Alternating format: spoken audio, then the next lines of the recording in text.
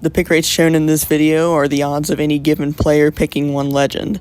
This means it is not the odds of one legend being on any given team. Now, you might have just assumed this, but I just wanted to make sure there wasn't any confusion. The pie chart shown here serves as a clear display of the pick rates, as the graph I derived the data from is understandably cluttered. That graph is necessary, though, in order to show trends in play rates. Once again, the pie chart is just a way to show the accurate percentages in a way that's easier to understand, which is probably why you came here in the first place.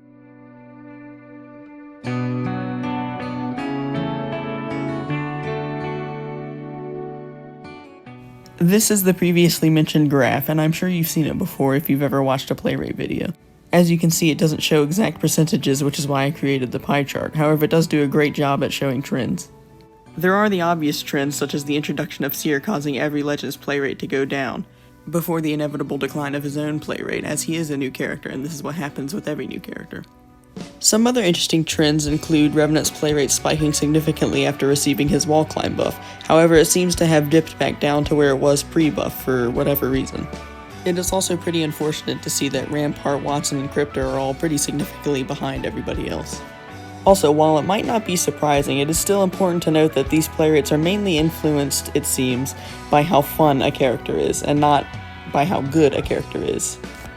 For example, despite Gibraltar being almost unanimously agreed upon to be either top 2 or top 1, his play rate is all the way down in 15th place, and it doesn't appear to be rising notably whatsoever. Details like this are important, as Respawn has continuously noted that one of the main goals when they nerf characters is to lower their play rate. This sounds reasonable, and in many cases it is. For example, Octane and Seer are both top tier characters, and they have the top 2 play rates in the game right now. However, they need not fall into the trap of nerfing characters just because they have a high play rate, because then you will get things like them nerfing characters that are fun because they think that they're too good because they have such a high play rate. The most egregious example of this happening is in Season 5, where they more than doubled Pathfinder's grapple cooldown. While it is true that both him and Wraith at the time had a significantly higher play rate than everybody else, and this did succeed in lowering his play rate significantly, more than having it, the community at large was outraged over the change at the time, and Pathfinder now is in a much better spot than he was back in Season 5.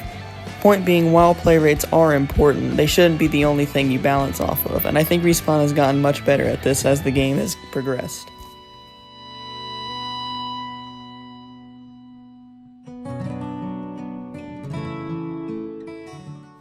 The takeaways from this video are, well, obviously the legend play rates, but also remember that play rates aren't everything, and while they can be an indicator of how good a character is, a better way to discuss the viability of a character is just to bring up how useful they are in a variety of given situations.